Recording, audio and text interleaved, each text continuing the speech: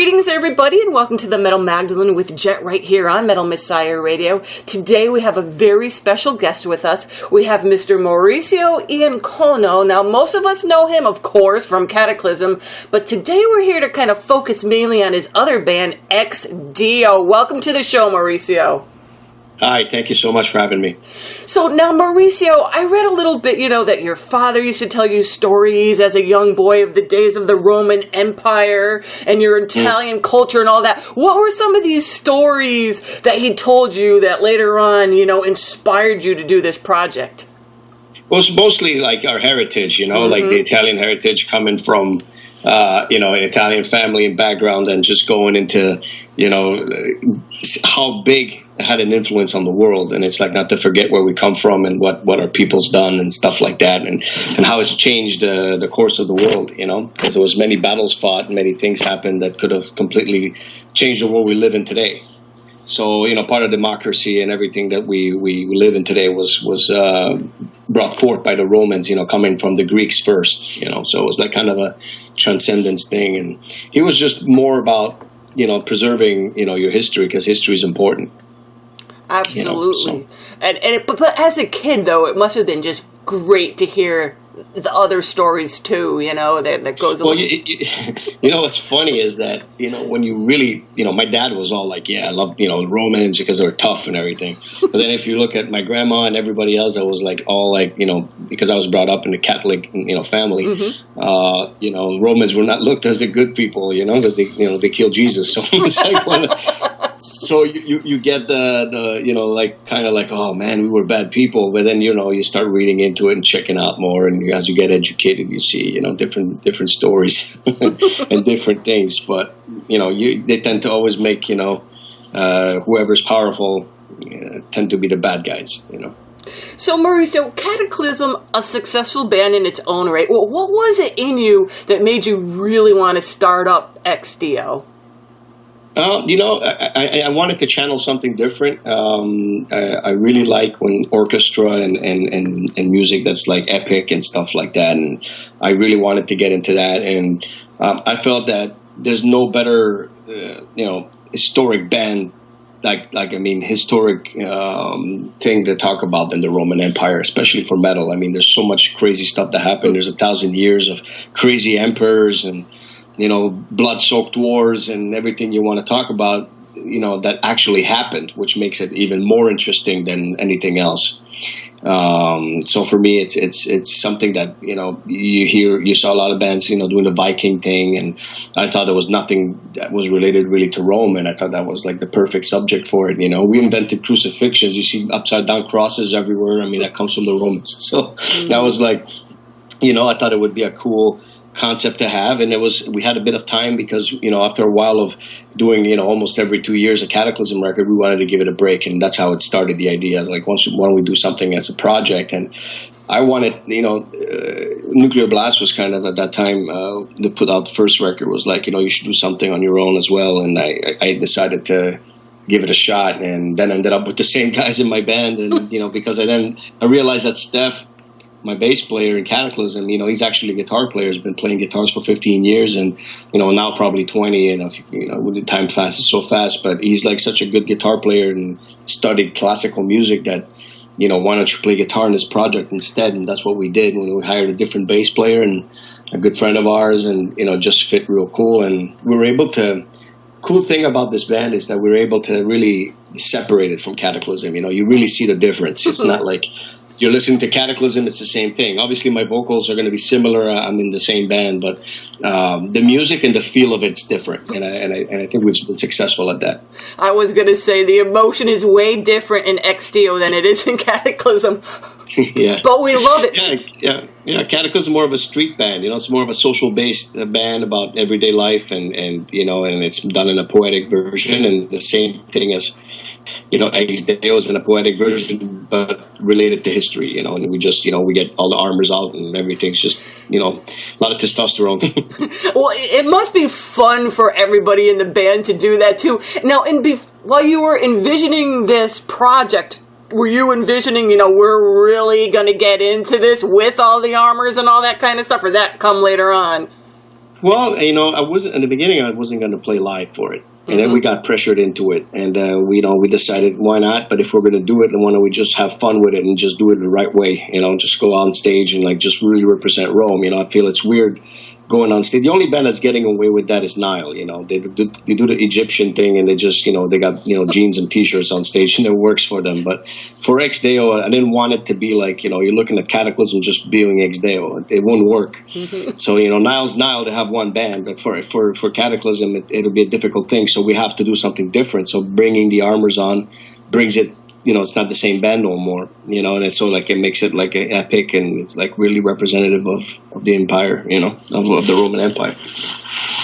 So do you feel like a Roman warrior when you perform these songs, Maurizio? Hell yeah. And I wanted to ask you too, who runs the Ex Deo Facebook page? We have a guy that's our friend that does it, and then some of us sometimes go on it as well. I like it like that because nobody really knows who's posting. So it's fun, yeah. Yeah. It's like so. Sometimes it's me. Sometimes it's. We started thinking maybe we should like put like at least our initials or something so people know. But I mean, I think it's cool not knowing who it is. And sometimes it's JF. Sometimes it's me. Sometimes it's Ali. Sometimes it's this guy Steph that helps us out. So we all kind of chip in when we can because there's so much work, right. Between Kataklysm and Ex Deo, we're like so overwhelmed. On top of all that stuff, I manage a bunch of bands, so I have a pretty big roster. I work with bands like Flesh God Apocalypse, right. Septic Flesh, Karakangra, Ice Dirt now, and Ailstorm. So it's like you're busy. I'm very busy. Yeah. So I try to, but I don't want to be too busy where you're not giving 100% of what you do. So, it's almost a history lesson in itself. Going to read the Facebook page of Ex Deo. I love going. It's so much fun. We try to keep it interesting for the fans, and it's a small community. It's not like since the band is not really super functional. Let's say like a Kataklysm where it's active every year or whatever. So it's got like I don't know like 50-something thousand followers. So it's not like super big, but the people that are there enjoy it, and we do it for them, and we're having a good time doing it. So it was a good timing for the record too. So absolutely. So tell us a little bit about making your debut album, then Romulus, with a title name of one of the most famous stories in ancient Roman history. Why did you go with that? Well, to introduce Rome properly, I think that was accurate. Do it the right way, and call it Romulus because that's where the name Rome comes from, and that's where the whole myth of how it started. And I thought it would be a good way to introduce it to people that are not really familiar. So I thought it was a good idea to do it that way. And then obviously, we talked about different subjects on that, back to Caesar, and just trying to introduce people that are popular because it's easier and people get into it quicker. And then on the second one, we went with the crazy Caligula, and that was like, we did a couple of songs on him and some battles and stuff. So we kind of, doing it in I think in an intelligent way to get people interested with things they know first. This record's different. This one is like, we're going really deep into history and some of the, with one of the greatest battles ever fought, and like the Punic Wars. And it's like it's the first album that's a whole concept. The whole record is based on that. And, so it's a really cool thing because it's very accurate about if you go way back into that time frame, and now you look at now it's like the record's called the Immortal Wars, and that's because we're still fighting the same wars. The difference is that now it's covered by religion, so it's like it's very the timing couldn't be better, I think. So it's like a good thing, I think, to release it and get people to really see, get educated about not only what's happening now, but finding out where also this is something that's not just now; it's been here forever. So it's but we do it in an entertaining way with the metal thing, and it's cool. But it's cool to have to understand your past, Absolutely. Now that album drops on the 24th, like you said, the Immortal Wars. Now, does the album itself, the title tracks, does it kind of go in some kind of a sequence with the story and what's going on? Absolutely, yes, they do. So it starts off, we're introducing Hannibal, which is the Carthaginian general that defied Rome, and his father was killed on the battlefield, and he takes his father's revenge, and then continues his father's wish, which was to destroy Rome and change the course of history, of the future. So so it goes into that sequence of him gaining ground and going all the way to the gates of Rome, and then Rome responding to that. And that's, like all the strategies and all that. So it's made in a compact way because, I could have done a triple album to try and put it all together with details, that would have been boring, I think. So maybe not, but for some people, with short attention span, they'd be like, fuck this. So I think that, I did it in a compact, poetic type of way, but everything that's on it is accurate, and it's all based on the real deal, so real stuff that happens. So I think it's going to be interesting for people. And the music, which is really cool, has been created with the emotion of the song. So basically, if it's a dramatic part, it's extremely dramatic and melancholic and all this stuff. And then when it's victorious, it's very epic. So the whole music is based on that. So we worked very hard on this record, and we had the time to do it, which is the most important thing when you do an Ex Deo record. And so I think it came out as we wanted. So it came out great. And as you were mentioning that's how you kind of envision it when you're listening to it. It's almost like a movie going on in your head. Exactly. It was very fun to listen to and emotional, and it was just like, it reminded me of watching like those old movies on TV of the Roman Empire and all the Caesar movies, and so it was just absolutely fantastic. So I think you succeeded in that. Now, do you guys have any guests on this album? You know what's the first record that we didn't, and I thought it would be good for us to stand on our own this time, just do our own thing. And not, invite all our friends again. And I was like, why don't we just do our thing on this, Mm-hmm. And what about you guys? Got some ideas for some videos? Well, as you were calling me, I was actually in the middle of watching for that, like about the third or fourth time now, the video that we just did, last December. We shot it in Serbia, and we were doing a video for the song "The Roman," which is the last track on the. On the album, and we did that song, and we just saw it now. It looks phenomenal. I think it's going to be, you want a movie, you got one. So it's going to be really cool. So that's coming out. I think we're going to drop it on February 14th, just on St. Valentine's Day. So we're going to do it. We're going to bring love into war. So that's coming out. Well, sometimes it's the same, right? So we're gonna bring that out on February 14th, and it's gonna be an eye popper, I'm sure. Well, all your videos for Ex Deo are pretty eye popping, Maurizio. So we look forward to that. Absolutely, super. So you won't be disappointed, that's for sure. No, you never disappoint, not with Ex Deo at least. So tell us a little bit, really quick, about the artwork of the cover and the artist. Mm-hmm. Well, it's Ellerin Cantor. He's worked with Testament. And he's worked with Soulfly and Flesh God Apocalypse. He's an incredible artist. He's done some of the best artworks out there that you've probably seen. And be like, oh, wow, this is cool. That's probably him, He has a very old, like epic old type of painting style. And he was the perfect guy to do this artwork, And what's cool about it is it's not your typical, super warmongering, or whatever artwork. It's really more dramatic as an art, it's like the end of the war when everything is done, and the guy's reflecting on what happened, and it's the general, and I think that's a really cool. The colors are great. The sky is magnificent. So I just thought the guy nailed it. So it was a really cool idea, and my idea, coming for the art, it's difficult to do this because it's you have two amazing generals.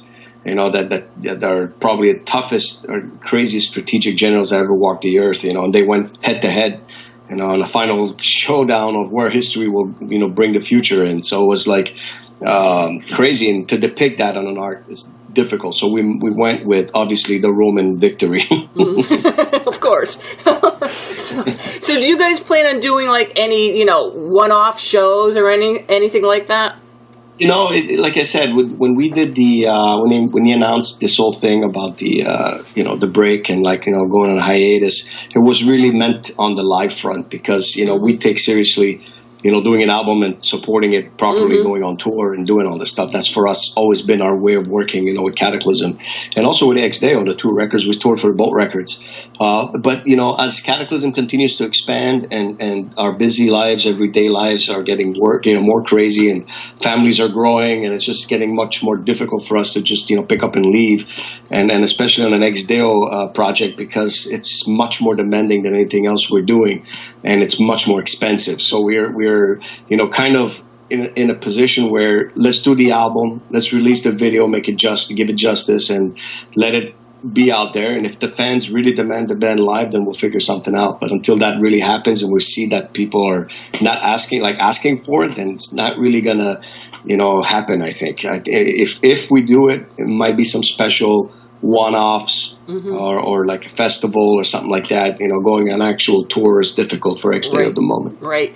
Now, would Facebook be the best site for people then to learn more about what's going on with the band, videos, when the releases are, and all that? Yeah, okay. That's our headquarters right now. I think that and they're just creating an Instagram that started, and I think some other little things, but the main one is going to be the Facebook. So like that's where we're going to be, showcasing, everything that's going on with the band or information, or if people got requests, they can, write on our walls or whatever.